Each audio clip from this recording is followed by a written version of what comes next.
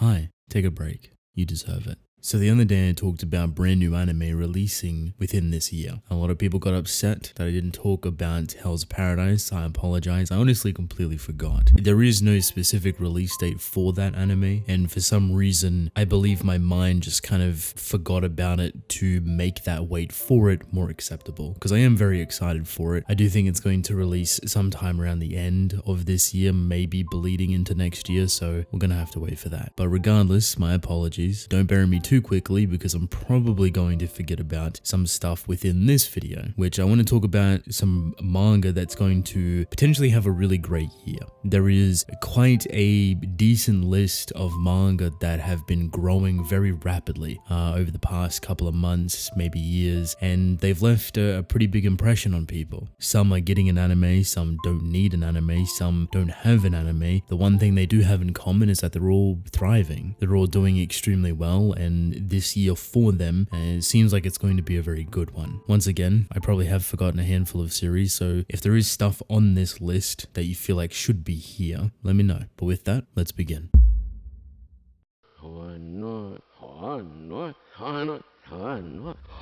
So for a tiny bit of context, this isn't meant to kind of reflect series that are already super successful to an extent. I'm not looking at a majority of things already within the top 10. The top 3 of last year, Kaisen, Demon Slayer, and Tokyo Revengers, kind of all consist around the 20-30 million mark, which is extremely impressive within a singular year. This is copies sold, by the way. With that knowledge, there is a potential for certain series to not necessarily eclipse those numbers, but be on track to potentially hit those numbers within the future. It may not be this year, but maybe next year or when they finally get an anime, there's definitely a line of success for them to that goal. It is not unachievable. Kaisen and Tokyo Revengers following in Demon Slayer's footsteps is proof of that. If your manga is extremely successful and you have a very well-received anime adaptation within this climate of anime and manga being so popular and successful, there's a highly massive chance that it will skyrocket up there. And starting off potentially a little bit prematurely, but one that I have a lot of faith in, is Dandadan. To be entirely honest, there is a bit of bias here because I really love this story. I think it's incredible, it's a whole amount of fun, and it's a very chaotic storytelling experience, very similar to Chainsaw Man. It channels those saber vibes or authenticity, which makes sense considering the author of Dandadan used to be an assistant to Fujimoto on Fire Punch and I believe a tiny bit of Chainsaw Man. There is a clear distinction between them, however. It's not just a rebranding of Chainsaw Man. Dandadan has created its own identity, while within the image of Chainsaw Man, it has kind of thrived in its own department and built itself up to be something rather special, at least for me personally. Chaotic storytelling is super intriguing to me because it's extremely difficult to do right. There is a plethora of failures and missed opportunities and wrongdoings that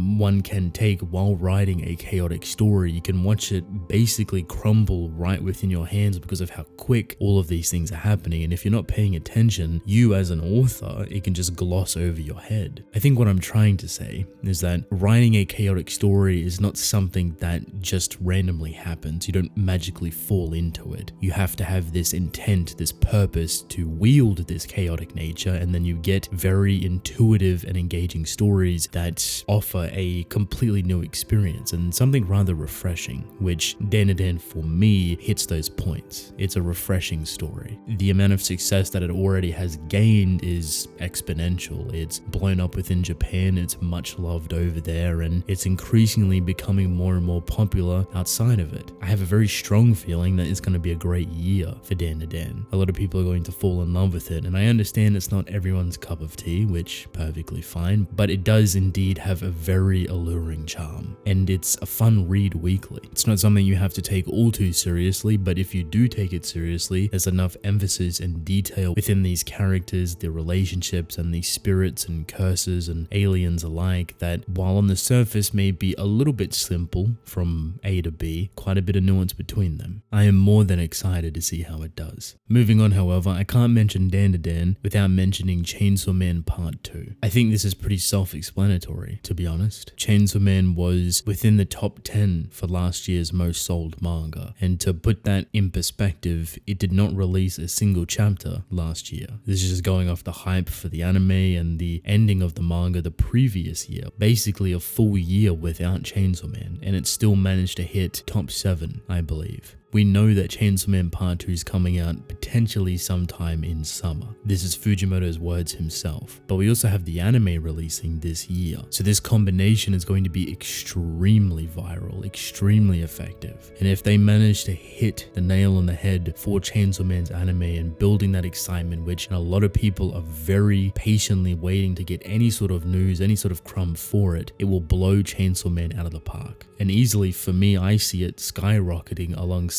Tokyo Revengers, Demon Slayer, and Kaisen. You could definitely argue the semantics of that if it could or couldn't do it, but for me personally, just with how this year is shaping up and how much excitement the Chainsaw Man brand has, these two things are lining up very closely, and it's going to have, I hope, a very massive ripple effect. I am very much excited for it. Kaiju number 8. I absolutely love this manga, and I think it's going to have a phenomenal year because its prior year, it actually done extremely well also. To me, this manga is the dark horse of like the current lineup of manga within not only Weekly Shonen Jump, but Jump Plus, which is where it's actually published. There's a couple of reasons for this, but the first biggest one, and kind of a continuing reason why a lot of people don't really enjoy it, is that it's honestly just simple. It's nothing revolutionary, it's nothing groundbreaking, it's not changing the wheel. It's generally just a pretty simplistic story, but it's handled with a lot of care, with a lot of finesse, and the author knows exactly what they want to tell, because this, once again, chaoticness that comes into storytelling and literature is actually rather present within Kaiju number 8. It's not as apparent as Dandadan or Chainsaw Man, but it definitely is in here. And you can tell just based off the very one-to-one pacing that is throughout the whole story. It is drastically quick, where if you're not really paying attention, you'll never notice the next arc bleed directly into the prior one, and you're already snapping into the next altercation or the next fight or the next big moment. Honestly, it only has 50 odd chapters, but it feels like there is 3 arcs combined into one, because there's 3 entire different altercations within those 50 chapters. So simplicity is one thing, but I enjoy the different approach to the story in itself. It's not inherently unique, but having a main character that is a full-fledged adult is a nice change of pace. It's not a coming-of-age story or a teenager or a college student learning how to wield this unfathomable power. It's quite an older person within their late 30s, almost early 40s, coming in contact with a power that is revolutionary, but coming to adapt to it rather quickly, coming to understand it rather quickly, because not only the world kind of asked for it, but the politics surrounding it kind of asked for it. And I think a lot of people that I've seen personally have this weird comparison with Attack on Titan. I guess I could kind of see it. I don't really like to frame them side by side because they're almost polar opposites, but there is some very healthy politics within this story, and it definitely helps to reinforce and comfort this kaiju power leveling system that is in play. When this gets a potential anime, I believe it will be massive, but I think this year alone it's going to have a very healthy reception. I don't think I can talk about this new year for manga without mentioning Spy X Family. This is on track to have a phenomenal year. Not only is its anime releasing in the first handful of months of this year, but its manga is increasingly getting more and more successful. And just to top that off very nicely, its previous year, it managed to sell within the top 10. This is a non-weekly Shonen Jump manga that is more so a comedy, slice of life, romance, but a lot of dark undertones within it, publishes a chapter every 2 weeks and still manages to rival some of the best-selling series of that year. It only has 50 to 60 odd chapters. This is extremely impressive. I think when the anime comes out, we'll see a huge boost in the reception and love and appreciation that is Spy X Family, undoubtedly.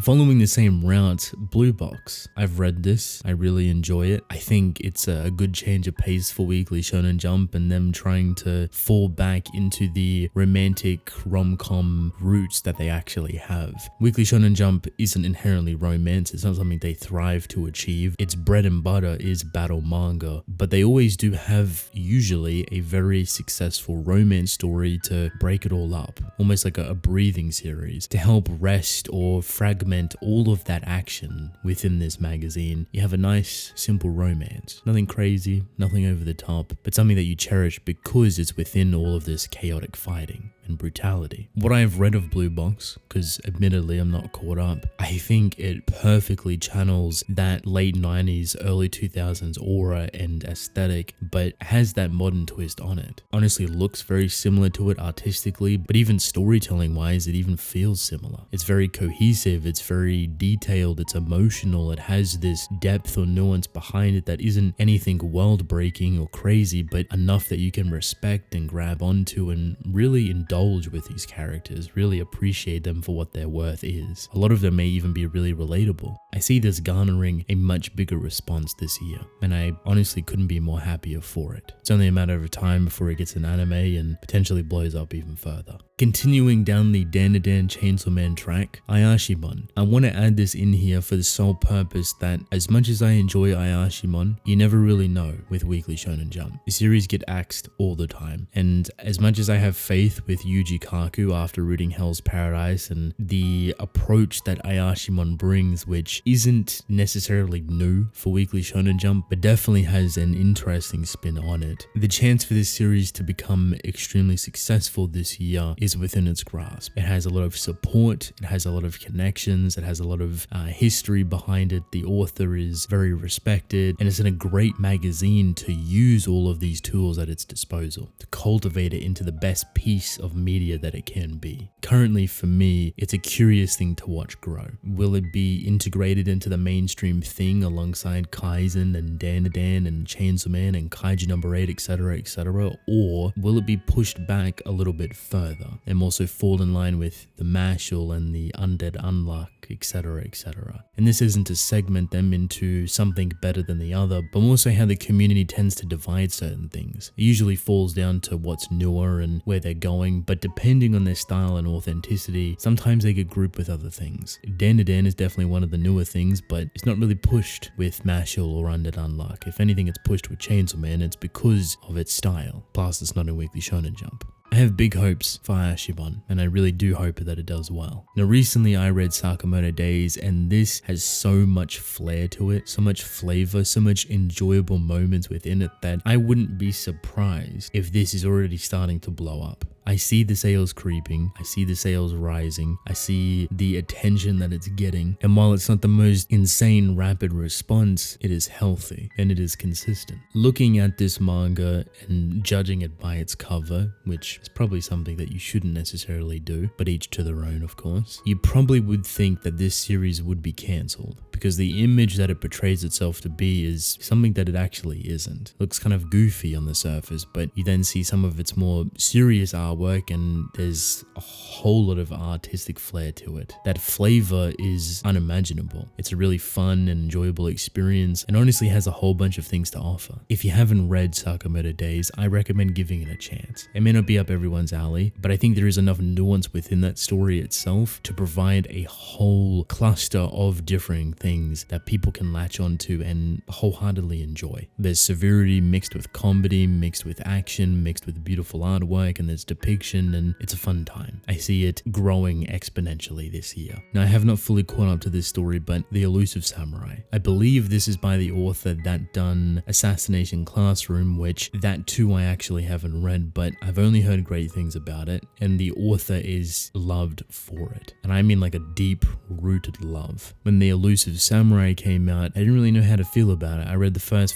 I think, 3 to 5 chapters, and I felt like it was very interesting, but potentially wasn't really for me. I do want to run through it again and check out the 30 odd chapters that it has now and see if I fall in love with it. I'm not entirely sure what originally turned me off, maybe because I only had 5 chapters when I started reading it and I struggled to connect a series to continue reading them at an early date, but I only ever see this series growing. Its numbers are increasing faster and faster every single time, and a lot of people are really falling in love with it, are really enjoying it, and it's beautiful to say the least. I mean, look at some of this artwork. This is just from the volume covers, and while authors always usually snap on volume covers, these are just so detailed and precise, and this is within the manga, I can guarantee that. The first 5 chapters does show off that beautiful artistic nature that it has, and honestly I think the concept's rather interesting from what I remember as well. So I am definitely excited to try it out again, and I do believe it's going to have a very strong year. Now last but not least is a manga that people have been begging me to talk about for quite some time now, Trojan X by Sue Yoshida, the author of Tokyo Ghoul. I'm going to be completely honest, I really enjoy Trojan X. I don't think that comes as a surprise for anyone. The surprising thing I believe is where's all the videos surrounding it? That's the question I see most often. When are you going to do a Trojan X video? When are you going to talk about this or that? And as much as I truly appreciate people wanting to see that, there is a little problem. I fully admire and appreciate Sue Yoshida, not only because of Tokyo